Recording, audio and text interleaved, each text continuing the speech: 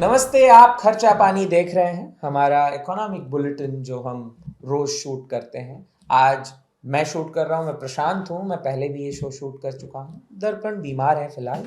और हमारे साथ हैं सिद्धार्थ जराबी जी। सिद्धार्थ जराबी जी बिजनेस टुडे के मैनेजिंग एडिटर हैं। बहुत धन्यवाद। बहुत स्वागत सिद्धार्थ। दो बड़े मसलों पर आज हम चर्चा करेंगे। PLFS periodic labour force survey का आंकड़ा आया है। ये भारत सरकार द्वारा जारी किया जाता है। मिनिस्ट्री ऑफ स्टैटिस्टिक्स यानी कि जो सांख्यिकी मंत्रालय है भारत सरकार का, वो ये आंकड़े जारी करता है। ये बताता है कि देश में बेरोजगारी दर कितनी है। PLFS ने जो आंकड़ा फिलहाल जारी किया है वो जनवरी से लेकर मार्च 2021 तक के आंकड़े हैं। और इसके मुताबिक शहरी इलाकों में यानी कि अर्बन एरियाज में 9.4% बेरोजगारी है। अगर इसे हम कोविड के पहले के मतलब कोरोना वायरस के प्रकोप से पहले के आंकड़ों से मुकाबला करें, अगर हम चले जाएं थोड़ा पीछे और बात करें मार्च 2020 की, यानी कि जनवरी से मार्च 2020 जब कोविड नहीं आया था, यानी कि भारत में उसका इम्पैक्ट नहीं था। चीन में तो आ चुका था। भारत में पहला केस 29 जनवरी को आया था। लेकिन उस दौरान उस समय जो बेरोजगारी दर था वो 9.1% था। यानी कि कोरोना वायरस के पहली लहर के बाद, क्योंकि दूसरी लहर तो मान लीजिए अप्रैल महीने में आती है, ये जो बेरोजगारी के आंकड़े हैं ये क्या बताते हैं? क्योंकि इसमें एक चीज और जोड़ना चाहूंगा। पीरियोडिक लेबर फोर्स सर्वे सालाना आंकड़े तो जारी करता ही है। सालाना आंकड़ों में न सिर्फ शहरी इलाके बल्कि ग्रामीण इलाकों के भी आंकड़े होते हैं। लेकिन अगर हम क्वार्टरली आंकड़ों की बात करें तो वो सिर्फ और सिर्फ शहरी इलाकों पर बेस कर आता है। तो सबसे पहला तो मेरा ये सवाल रहेगा कि ये जो आंकड़े हैं ये जिस ट्रेंड की तरफ इशारा कर रहे हैं सिद्धार्थ, इस ट्रेंड के बारे में आप हमें ज़रूर बताइए। क्योंकि पिछले दिनों जब पीरियोडिक लेबर फोर्स का आंकड़ा आया था, सर्वे का आंकड़ा आया था, आंकड़े ने एक बहुत स्टार्किंग बात बताई थी। वो ये थी कि अर्बन जॉबलेसनेस यानी कि जो शहरी इलाकों में जॉबलेसनेस है वो तो लगातार उस पिछले दशकों में घटी थी और रूरल जॉबलेसनेस बढ़ा था, यानी कि ग्रामीण क्षेत्रों में जॉबलेसनेस बढ़ा था। लेकिन अभी के जो आंकड़े आए थे, पिछले दिनों के आंकड़े, उसमें एक ट्रेंड देखने को मिला था कि रूरल जॉबलेसनेस यानी कि ग्रामीण इलाकों में जॉबलेसनेस घटा है। रोजगार के साधन छोटे मोटे ही सही वो हुए हैं। और फिलहाल जो सरकार का दोबारा आंकड़ा आया है, जिस क्वार्टर की हम बात कर रहे हैं यानी कि जनवरी से मार्च 2021, वो पिछले के मुकाबले में कोरोना वायरस के प्रकोप के मुकाबले से पहले से भी ज़्यादा गंभीर है। तो ये ट्रेंड क्या इशारा करता है? देखिए, ट्रेंड बड़ा सिंपल सा ट्रेंड है। ट्रेंड ये दर्शा रहा है कि अगर हम इस पर्टिकुलर डेटा की बात करें, जिस क्वार्टर की रेफरेंस दी जा रही है, सेकेंड वेव से पहले वाला जो जनवरी मार्च का क्वार्टर था उसमें बढ़ी। यानी जब कोरोना से पहले के आंकड़े के मुताबिक बढ़ी, वो स्वाभाविक था क्योंकि बहुत लॉकडाउन रहा था और बहुत सारे उद्योग पूरी तरीके से खुल भी नहीं पाए थे। दूसरा, ये आंकड़ा किसको कवर करता है? ये आंकड़ा प्राइमरीली स्थिति उनकी दर्शाता है जो फ्रेश एंट्रेंट्स हैं वर्कफोर्स में और जो रिलेटिवली लेस एक्सपीरियंस वाले हैं, जैसे 15 से 29 साल वाले एज ग्रुप की ये रेफरेंस है, जिसमें एक्सपीरियंस की कमी होती है और जॉब मिलने से एक बार आप जॉब के ट्रैक में आ जाते हैं, फिर शायद नौकरी बदलने का एक आप प्रयास भी कर सकते हैं। तो इसको लेके बेसिकली इस डेटा में अगर हम जोड़ें तो उसके बाद वाला जो अप्रैल में जून एक बहुत बड़ा सेकेंड वेव आया, उसका भी परिणाम आया होगा। डेटा लैग के साथ है और डेटा एक पर्टिकुलर टाइप की कवरेज देता है। और जो मैं बार बार आपके शो पे कह चुका हूँ कि हमारे पास एक व्यापक स्तर का और जो अलग अलग प्रकार की पूरी एम्प्लॉयमेंट का समावेश करके हमें डेटा रेगुलरली दे, ये मिल नहीं पाता है। ये बहुत बटा हुआ है। सो हेडलाइन नंबर 1, क्या शहरी क्षेत्रों में एम्प्लॉयमेंट की स्थिति जनवरी मार्च इस साल में कैसी थी? तो वो सेम पीरियड उससे पिछले वर्ष में खराब थी।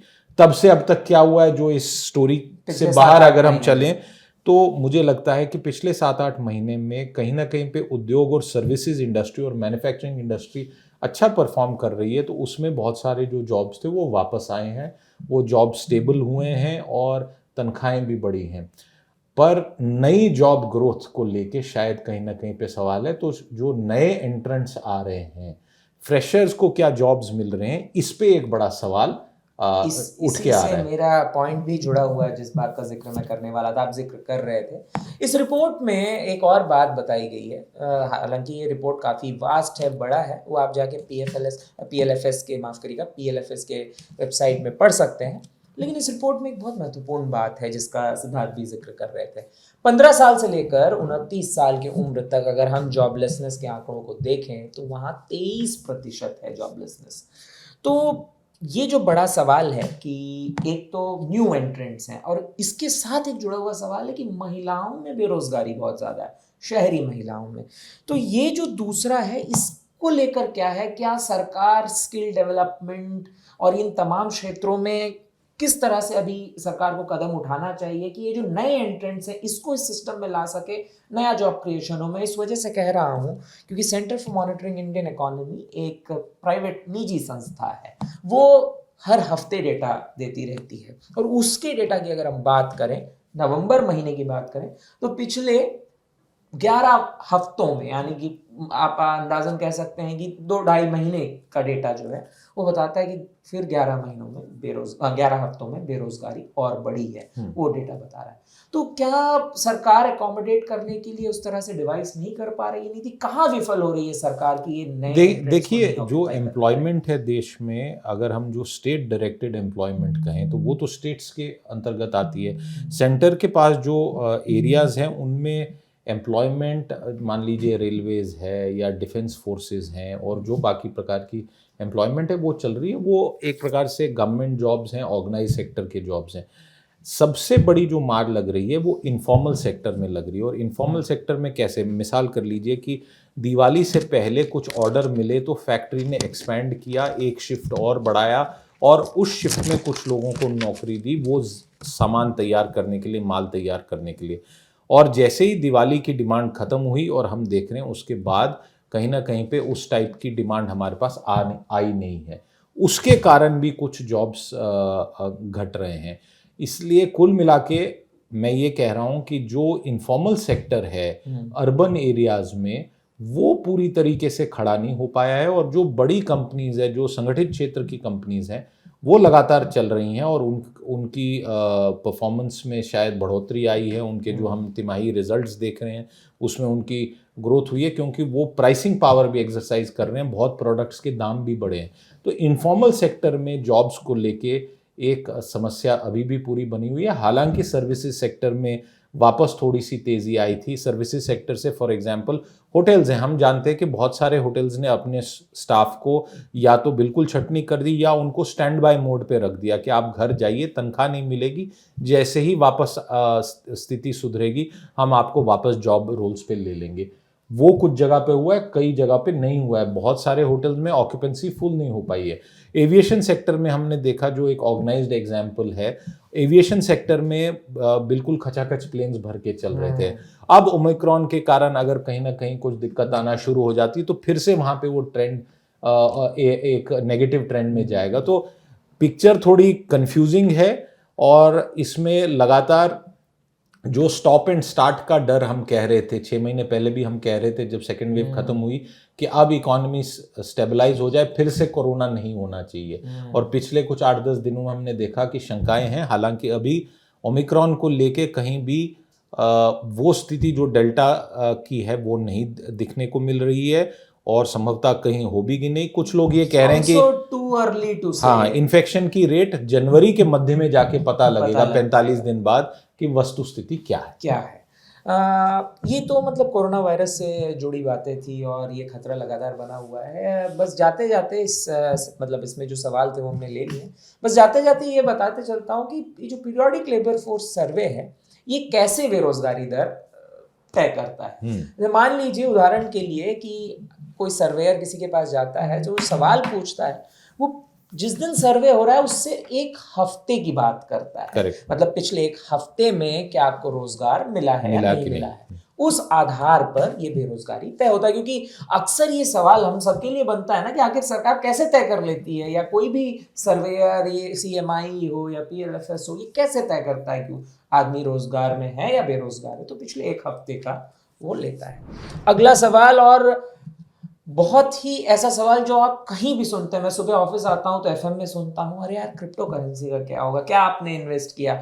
दिल ललन टॉप ने एक पूरी सीरीज भी की थी क्रिप्टो करेंसी के ऊपर, वो आप नहीं देखे हो तो आप ज़रूर जाकर देखिए। इस पर तमाम चर्चाएं हो गई हैं, लेकिन एक बहुत ज़रूरी चर्चा दोबारा से घूमकर आई है, और वो चर्चा ऐसे आई है कि बिजनेस टुडे ने खबर ब्रेक की थी, और अब वो खबर चारों तरफ है कि कैबिनेट एक ड्राफ्ट बिल, मतलब एक मसौदे पर चर्चा कर सकता है, क्रिप्टो करेंसी बिल जिस पर कहा जा रहा है।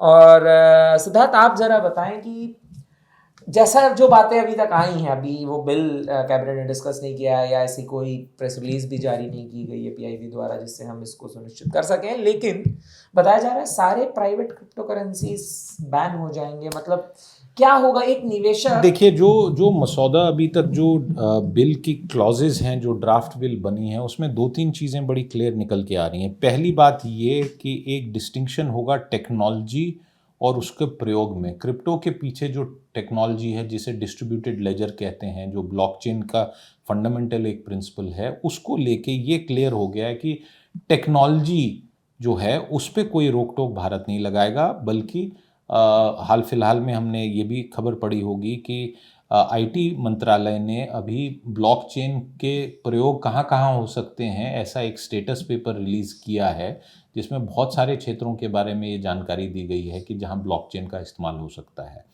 दूसरा एस्पेक्ट इस बिल में आएगा, वो होगा एक ऑफिशियल डिजिटल रुपी, यानी ऑफिशियल करेंसी के बारे में, जो एक डिजिटल रुपी के नाते बोला जाएगा। तो वो कोई प्राइवेट क्रिप्टो करेंसी नहीं होगी, वो भारत की एक डिजिटल करेंसी होगी, उसकी डिटेलिंग की जाएगी। उसके बारे में पहले भी कहा गया है कि रिजर्व बैंक ऑफ इंडिया एक ऑफिशियल डिजिटल करेंसी लाने वाला है, जिसे ODC कहा जाता है। इसके इस्तेमाल कहाँ होंगे, इसका फ़ायदा क्या होगा, ये भी हमें जानकारी अभी मिलनी बाकी है। मोटा मोटा ये जरूर समझ में आता है कि क्योंकि बहुत सारी डिजिटाइजेशन हो रही है, एक डिजिटल रुपी लाने से शायद जिस प्रकार से ये सारा काम होता है वो और आसानी से होगा। तीसरा जो आपने प्रश्न पूछा कि प्राइवेट क्रिप्टो करेंसीज का क्या होगा, तो प्राइवेट क्रिप्टो करेंसी बेसिकली आज की डेट में क्या है, ये कोई करेंसी ऐसी है नहीं कि जिसको किसी रिजर्व बैंक ने, सेंट्रल बैंक ने, किसी कंट्री ने या किसी कंट्री ने ऑफिशियल मान्यता दी है। ये प्राइवेट लोग हैं, आपस में एक ब्रांड बन गया है और उसका खरीद फरोख्त होता है और उसका एक वैल्यू बन के निकल आता है। अभी भी बहुत कम स्थान है ऐसे विश्व भर में जहाँ पे क्रिप्टो करेंसीज को एक्चुअल रियल वर्ल्ड ट्रांजैक्शंस में इस्तेमाल किया जा सकता है। करेंसी शब्द लोगों ने खुद ही बना दिया और खुद ही एक प्रकार से एक ये स्कीम बनी है। तो उसको लेके सरकार का रवैया जो हमने बिल देखी है, उसके जो प्रपोज्ड क्लॉजेज हैं, वो ये क्लियर करता है कि कोई भी निजी व्यक्ति किसी भी प्रकार से करेंसी के नाम से कोई भी क्रिप्टो प्रोडक्ट बाहर नहीं ला सकता है भारतीय मार्केट में। कुछ एग्जेम्पशन हो सकते हैं, वो तकनीकी और रिसर्च पर्पजेज के लिए किए जा सकते हैं, ऐसा एक प्रावधान है इस बिल में। पर ये क्लियर है कि ये कहीं पे नहीं बोला जाएगा कि ये बिल किसी भी टाइप की प्राइवेट क्रिप्टो करेंसी को अलाउ करेगा। और आखिर में ये जो भी क्रिप्टो के प्रोडक्ट्स ऐसे बनेंगे, इनको जैसे आप कोई भी कमोडिटी की खरीद फरोख्त करते हैं, उसको एसेट माना जाता है, उस टाइप की अगर मान्यता मिलती है और उसी प्रकार से उसकी टैक्सेशन भी होगी। ये शायद एक और इसमें प्रस्ताव है। हमें अब ये वेट करना पड़ेगा कि अगर इस बुधवार को, जब हर बुधवार को केंद्रीय कैबिनेट की मीटिंग होती है, अगर ये वहाँ अप्रूव हुई तो मुझे लगता है कि अगले सप्ताह में ये बिल पार्लियामेंट में इस शीतकालीन सत्र में सबमिट हो जाएगा, किया जा सकता है टेबल। तो इसमें कुछ जो जुड़े सवाल होते हैं हमेशा एक इन्वेस्टर के नाते, मैंने क्रिप्टो में इन्वेस्ट नहीं किया है बट हमारे दर्शकों में कई लोगों ने क्रिप्टो में इन्वेस्ट किया होगा, तो उनके नाते अगर मैं पूछूं कि जिन्होंने इन्वेस्ट कर रखा है, मान लीजिए ऐसे प्राइवेट क्रिप्टो करेंसीज को सरकार बैन कर देती है, उनके इन्वेस्टमेंट का क्या? देखिए, जैसे हमने देखा जब ये खबर निकली थी बैन की, तो काफ़ी प्राइसेस क्रैश हुए थे। मुझे लगता है कि कहीं ना कहीं सरकार उनके कंटिन्यूएशन का कुछ एक फॉर्मूला सोच सकती है, क्योंकि एक बड़ा नंबर है लोगों का जो इसमें पैसा लगा चुका है। और वो कैसे होगा, क्या वो अपने आप को करेंसी बोल पाएंगे या कुछ और उनको रीब्रांड करना पड़ेगा, रेगुलेशन के साथ उनको मीटअप करना पड़ेगा। और ये क्लैरिटी जो ये प्रोडक्ट्स देने वाले हैं और जो इनको खरीद फरोख्त कर रहे हैं, उन दोनों को शायद समय मिल सकता है एक ट्रांजिशन का पीरियड। क्योंकि आउटराइट बैन अगर किया जाएगा तो सवाल एक बड़ा उठ के आएगा कि सरकार ने 3 साल से पॉलिसी क्यों नहीं बनाई। राइट। और इस गैप में ये जो कंपनीज आके कर रही हैं, इतने बड़े बड़े इश्तिहार दे रही हैं, सब चीज़ें कर रही हैं, तो इनको इसके लिए समय एक प्रकार से कानून के अभाव में ही मिला है। तो 3 साल बाद सडनली कहना कि जी हम सब बैन कर देंगे, शायद वो एक सही एटीट्यूड नहीं होगा। बहरहाल ये बिल पे कैबिनेट में क्या चर्चा होती है, और मोर इम्पोर्टेंटली इसमें पार्लियामेंट में जरूर डिटेल में चर्चा होगी। ये स्टैंडिंग कमिटी पे जाएगी जा बिल, सकती है। और अर्लीस्ट मैं मानता हूं कि अगर ये बजट सेशन में आ जाए ये संभावना मुझे बहुत कम लग रही है। होने को कुछ भी हो सकता है कि इसी शीतकालीन सत्र में पास भी हो जाए, क्योंकि इस पे चर्चा संसद करना चाह रहा है कि ये सेलेक्ट कमेटी को रेफर की जाएगी बिल, क्योंकि इस पे बहुत अपहीवल होना है। जो आंकड़े मतलब जो खबर से बात निकल कर आती है वो ये है कि करीब 15 लाख लोग से भी ज्यादा लोगों ने इसमें इन्वेस्ट किया हुआ है। 45,000 करोड़ का इसका मार्केट है, तो बैन होना बड़ा मुश्किल मुझे मतलब एक लगता है।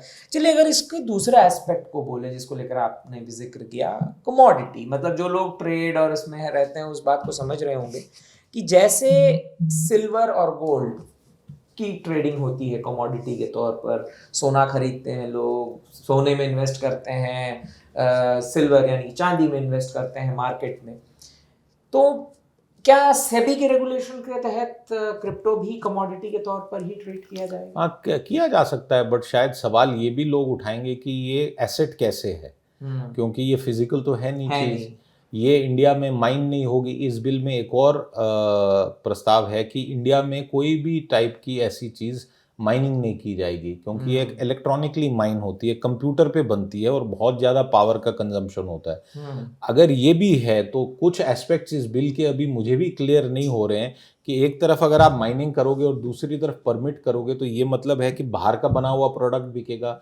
वो इंडिया की रेगुलेशन में ही नहीं होगा। तो कुछ पेचीदे सवाल हैं जिनका अभी हमें जब तक फुल जो ड्राफ्ट बिल होगी, क्योंकि वो बहुत तकनीकी विषय है, उसकी लीगल लैंग्वेज और उसकी इम्प्लीकेशंस समझनी पड़ेगी। बहरहाल अगर इसको एज एसेट ट्रीट किया जाएगा तो ये एक इलेक्ट्रॉनिक एसेट है, होने को सब कुछ है और वैसे देखा जाए तो कुछ नहीं है। जैसे रघुराम राजन ने कहा कि बहुत कम क्रिप्टो करेंसीज अल्टीमेटली सर्वाइव करेंगी, शायद अभी एकदम जो एक माहौल बना हुआ है उसमें बहुत सारे आ रहे हैं, बाद में क्या होगा ये कहना अभी मुश्किल है। आखिरी सवाल मेरा इससे जुड़ा ये है कि अभी तक इसको एक्सचेंज के मोड में नहीं लाया जा सका है, क्योंकि जिन्होंने भी इन्वेस्ट किया है वो कोई बता रहे हैं 13,000 गुना बढ़ गया, कोई 25,000 गुना बढ़ गया क्रिप्टो। क्या वो रिटर्न कहीं मिलता नजर आएगा किसी को? क्योंकि जब अगर इसे एक्सचेंज ही नहीं किया जा सकता फिर वो रिटर्न कहाँ है? देखिए, ये आपने जो सवाल पूछा है इसको लेके एक हमें बात समझनी पड़ेगी कि ये सारी क्रिप्टो करेंसी और बिटकॉइन, इस सब के पीछे क्या हुआ। जब वैश्विक आर्थिक जो फाइनेंशियल मेल्टडाउन हुआ 2008 में अमेरिका में, तो कई लोगों ने कहा जी कि हमें एक ऑल्टरनेटिव फाइनेंशियल सिस्टम चाहिए, और तकनीक को लेके एक ऑल्टरनेटिव फाइनेंशियल सिस्टम, जैसे इंटरनेट ने बहुत सारे ट्रांसफॉर्मेशंस लाए हैं, शॉपिंग को भी बदल दिया, किताब ऑर्डर करने को बड़ा बदल दिया, बहुत सारी चीज़ों में ट्रांसफॉर्मेशन लाए। तो लोगों ने कहा कि जी करेंसी में क्यों नहीं ट्रांसफॉर्मेशन लाई जा सकती है। और प्राइवेट लोगों ने बहुत सारे इसमें इजाद किए, जहाँ तक ब्लॉकचेन है, डिस्ट्रीब्यूटेड लेजर है, और उसके बहुत सारे फ़ायदे हैं। मतलब वो एक जो जिस क्रिप्टो शब्द ही जिसको समझाता है कि इसको कोई इसमें फ्रॉड कर पाए, इसमें कोई ऑल्ट्रेशन कर पाए। जैसे मान लीजिए अगर आप हमारे सारे लैंड रिकॉर्ड्स, और मैं ये बार बार कहता हूँ, मैंने इस पर ट्वीट भी किया है कि हमारे यहाँ एक बहुत बड़ी समस्या है कि ज़मीन के दस्तावेज और रिकॉर्ड्स जो हैं उनको मैनिपुलेट करने का एक डर रहता है। और खौसला का घोंसला तो एक मूवी भी इस पे बनी थी। अब मान लीजिए पूरे लैंड रिकॉर्ड्स शुरुआत से अंत तक और जितनी बारी वो बिके, जितनी बारी उसमें कोई ट्रांजैक्शन हो, वो एक ब्लॉकचेन इलेक्ट्रॉनिक लेजर बुक, खाता बुक पे हो। तो अगर उस पे हो तो एक एक बदलाव किसी ने भी किया हो वो उस पे रिकॉर्ड है, और वो रिकॉर्ड फिर बाद में ऑल्टर नहीं हो सकता है। तो बहुत बड़ी एक इसकी पोटेंशियल है इस टेक्नोलॉजी की टू रेवोल्यूशनाइज, क्योंकि इसमें ट्रस्ट है और मल्टीपल पार्टीज ऑथेंटिकेट करती हैं एक एक ट्रांजैक्शन को, नजर रहती है बहुत लोगों, और ये पब्लिक रहती है, कोई भी जाके इस पब्लिक ब्लॉकचेन को देख सकता है। तो इसलिए मैं मानता हूं कि अभी यूज केस सिनेरियो और इंडिया में इसका कहाँ इस्तेमाल होगा उस पर बड़ा सवाल है। और मैं एक्सपेक्ट कर रहा हूं कि ये बिल जो है, क्योंकि आईटी मिनिस्ट्री ने ये पेपर भी अभी डिस्कशन पेपर निकाला है, शायद कहीं ने दोनों को मिला के एक बड़ा अच्छा डिस्कशन हो जिसमें टेक्नोलॉजी का भी इस्तेमाल हो पाए, और जो लोग रिस्क लेना चाहते हैं, अपने पैसे के साथ खेल करना चाहते हैं, कर लें। हम कैसे रोक सकते हैं, बट उनको एक रेगुलेटरी फ्रेमवर्क मिले वो सब करने के लिए, ये बहुत जरूरी है। इसको खत्म करने से पहले ये मेरी उत्सुकता है, एक सवाल आता है जब इस तरह की डिजिटल या कोई ऑल्टरनेट मोड जब भी डेवलप किया जाता है। आपने लेमन ब्रदर्स जब कोलैप्स किया था उसका जिक्र कर रहे थे, पूरे दुनिया में भारत कम इफेक्ट हुआ था उस समय जब आर्थिक मंदी आई थी। लेकिन अगर हम इसमें बात करें, जो ऑल्टरनेट डेवलप होता है इसका एक खतरा भी बनता है ना। जैसे अगर मैं उदाहरण के लिए बोलूँ, किसी ने क्रिप्टो में इतने लाख का इन्वेस्टमेंट कर दिया, उतने लाख का इन्वेस्टमेंट कर दिया, तो हमारे फ्रेमवर्क के दायरे से ही बाहर है। अब क्या इसमें एक बड़ा बुनियादी खतरा नहीं है मनी लॉन्ड्रिंग का? नहीं, ऐसा नहीं है। मनी लॉन्ड्रिंग तो रियल मनी के साथ हो रही है, ज़्यादा मनी लॉन्ड्रिंग तो ऑलरेडी एग्जिस्टिंग फिजिकल करेंसी पे हो रही है। आप ऐसे देख लीजिए कि टोटल जो करेंसी पूरे विश्व भर में हर बैंक ने, हर कंट्री ने इशू कर रखी है, उसका total volume versus the total volume of crypto currencies, तो क्रिप्टो करेंसीज वेरी स्मॉल। तो हमें उस दृष्टि से नहीं इसको देखना चाहिए, हमने ये देखना चाहिए कि ये एक ऑल्टरनेटिव फाइनेंशियल सिस्टम बनाने का प्रयास था, और इस ऑल्टरनेटिव फाइनेंशियल सिस्टम में तकनीक का बहुत अच्छा इस्तेमाल हुआ है। परंतु दो जो बड़े इश्यूज होते हैं करेंसी को लेके, पहला, it has to be a store of value, यानी उसमें कुछ वैल्यू होना चाहिए। 100 रुपये में वैल्यू है, 100 रुपये की आप बाहर जाके अगर 10 रुपये की चाय है तो 10 कप चाय खरीद सकते हैं। दूसरा, ये स्टेबल होना चाहिए। आज अगर किसी वर्कर को पगार मिलती है 10,000 रुपये, और वो अगले दिन सुबह उठ के उसको पता लगता है उस 10,000 का वैल्यू 1,000 रुपया हो गया, तो मारा गया ना। 9,000 रुपये तो उसके वैल्यूएशन में निकल गए रातों रात, क्योंकि ये इतनी वॉलेटाइल है। अभी पिछले वीकेंड पे, इसी वीकेंड पे बिटकॉइन का दाम बहुत बड़े तरीके से गिरा था जब ये इस खबर की चर्चा शुरू। नहीं, अभी फिर से हुआ है, ये पिछले 2 दिन में हुआ है। तो अब उसका रिस्क कौन बेयर करेगा? हम जो करेंसी, डॉलर हो, कोई भी करेंसी हो, येन हो, रुपया हो, वो भी घटता उठता है दूसरे करेंसी की वैल्यू में, इन्फ्लेशन से उसका वैल्यू कम होता है। पर ये नहीं हो सकता कि आज सुबह का 100 रुपया 10 कप चाय दिलाएगा और शाम को पहुंचे तो पता लगा 100 रुपए में चम्मच भी नहीं मिल रहा है। तो ये दो फंडामेंटल जो इश्यूज हैं, ये क्रिप्टो करेंसीज के लिए मुझे बहुत लगता है कि फ्यूचर में एक सवाल है जो एकदम से ऐसे भेड़ चाल में हट नहीं सकते। पर टेक्नोलॉजी के इस्तेमाल बहुत अच्छा हो सकता है। मैं आपके दर्शकों से अनुरोध करूंगा कि ये जो डिस्कशन पेपर आईटी मिनिस्ट्री ने निकाला है, इसको जाके पढ़ें, समझें, अपनी अवेयरनेस बढ़ाएं, क्योंकि ब्लॉकचेन में बहुत बड़ा पोटेंशियल। और आपके सवाल हैं तो वो हम तक भी लेकर जरूर कोशिश करेंगे उनका जवाब देने का। आज का खर्चा पानी यहीं खत्म होता है। आपको ये प्रोग्राम कैसा लगा ये हमें ज़रूर बताएं, और हम सब आशा करेंगे कि दर्पण जल्दी दुरुस्त हो जाए, दोबारा से इस प्रोग्राम को शूट करने आए। बहुत बहुत शुक्रिया। नमस्कार, बहुत बहुत धन्यवाद। Thank you.